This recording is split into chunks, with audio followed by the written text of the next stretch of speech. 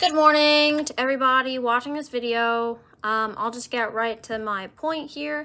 I was at my local library sometime last month. When I was a kid, I wasn't one of the Harry Potter kids. I read the Percy Jackson books. I never read any of the Harry Potter books, so I was at my local library and I was like, you know what, why don't I just pick one up, because I have some time. So I got from my local library Harry Potter and the Sorcerer's Stone. Now, I was expecting some great things from this because as big as Harry Potter is and the billions of dollars it's brought in, it must be some great work of art. So, when I started reading it, I remember I thought the writing was very good. And I'll just read, the first paragraph because I thought, the way it, set the tone and everything, I thought was great. This is from Chapter 1, The Boy Who Lived. Mr. and Mrs. Dursley of number 4 Privet Drive were proud to say that they were perfectly normal, thank you very much. They were the last people you'd expect to be involved in anything strange or mysterious, because they just didn't hold with such nonsense. And then it goes on to describe Mr. Dursley, a big, beefy man with hardly any neck. And then the Dursleys had everything they wanted, but they also had a secret, and their greatest fear was that somebody would discover it. And then it goes on to obviously get involved with Harry Potter in some way. So I started off, and I was like, you know what, the writing is actually pretty good, so I'll keep reading, whatever.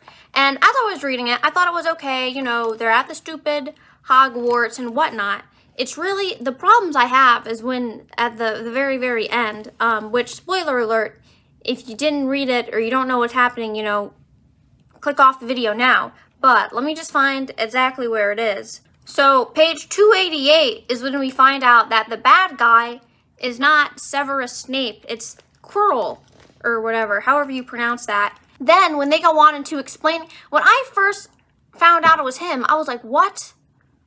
I couldn't understand this after they have set it up so much to make it seem like it was Snape.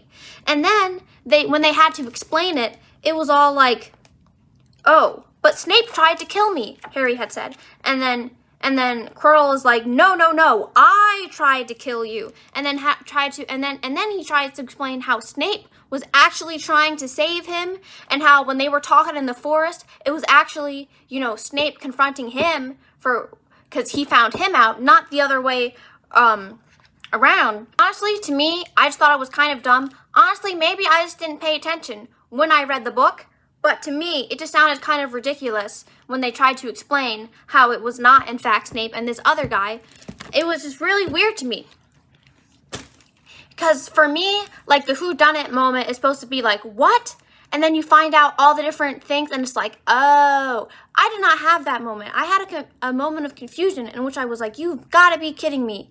Are you really trying to say it wasn't Snape? That's really weird, right? So this book wasn't too satisfactory to me just because of the end, And obviously the beginning and the end are the most important parts because that's what we remember the most. So then I did also pick up the second book, The Chamber of Secrets or whatever. I started reading this. I didn't even get a third through. I just wasn't too interested, not gonna lie.